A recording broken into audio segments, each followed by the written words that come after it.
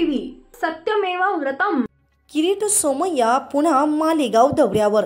100 जणांवर होणार गुन्हा दाखल। बांगलादेशी रोहिंग्यांना जन्मदाखले वाटप प्रकरणी छावणी पोलिसात नोंदविला जबाब।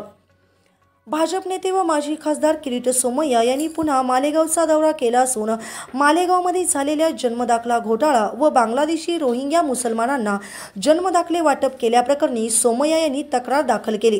त्यांचा जबाब नोंदवण्यासाठी ते छावणी पोलीस स्थानकात आले होते। सोमय्या यांनी अप्पर पोलीस अधीक्षकांची भेट घेतली। या प्रकरणी छावणी पोलिसात तिघांविरुद्ध गुन्हा दाखल करून अटकही करण्यात आली आहे। बांगलादेशी रोहिंगे यांनी भ्रष्ट पद्धतीने 4000 अर्ज दाखल केले। या प्रकरणी गुन्हा दाखल केला। सोमय्या यांनी पोलिसांचे आभार मानले। तक्रारदार म्हणून माझेही आज स्टेटमेंट घेतले आहे। 1000 बांगलादेशी रोहिंगे यांनी आज अर्ज केले याची यादी त्यांनी पोलिसांना सादर केली। त्याचे बनावट कागदपत्रे कशी गोळा केली, रेशन विभाग व तहसील विभागाचाही काही लोक कसे सहभागी आहेत, केवळ आधार कार्डवरून जन्मदाखले कसे दिले, मुलगा 34 वर्षांचा त्यांच्या वडिलांनी अर्ज केला। आज तो मुलगा आहे की नाही माहीत नाही। तो बांगलादेशी आहे की अतिरेकी आहे काहीच माहीत नाही। देशाच्या सुरक्षेसाठी आणि देशाच्या सुरक्षेचा खेळ केला गेला आहे।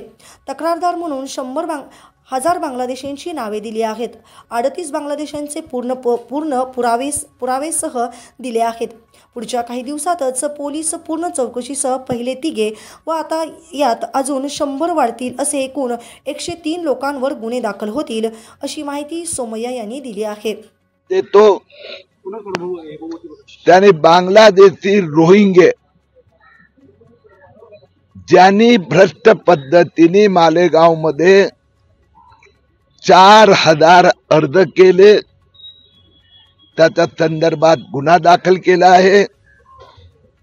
आज तक्रारदार म्हणून माझं त्यांनी स्टेटमेंट घेतलं आहे। त्याच्या सोबत मी 1000 बांगलादेशी रोहिंग्या ज्यांनी अर्ज केले त्याची यादी आणि त्याचे एव्हिडन्सेस डॉक्युमेंट त्यांना दिले आहे। आपल्या सगळ्यांच्या माहितीसाठी ह्या 38 लोकांची नावं त्यांनी कसं बनावटी कागदपत्र कुठून गोळा केले, त्यात रेशनिंग डिपार्टमेंटची काही लोक आणि अशा पद्धतीने तहसीलदार विभागाची काही लोक, म्हणजे उदाहरण फक्त आधार कार्ड आहे आणि त्याला जन्म प्रमाणपत्र दिलं। मुलगा 34 वर्षाचा, वडिलांनी अर्ज केला, तहसीलदारनी त्याला जन्म प्रमाणपत्र दिलं। आता तो मुलगा आहे नाही आहे, कुठे आहे, तो अस्तित्वात आहे की तो बांगलादेशी आहे की तो अतिरेकी आहे, कुणालाच माहित नाही।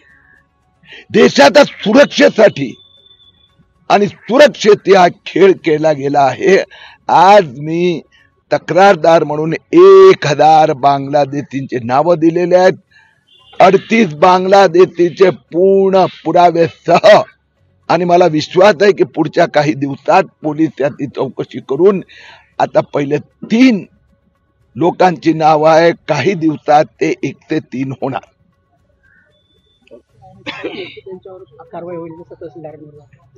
सगळ्यांनी जाब द्यावा लागणार, कारण की 2024 मध्ये जानेवारी, फेब्रुवारी, मार्च, एप्रिल, मे, जून या पहिल्या 6 महिन्यात महापालिकेत न्यायालय किंवा कार्यकारी दंडाधिकारी तहसीलदार यांच्या कार्यालयातून आदेश किती आले?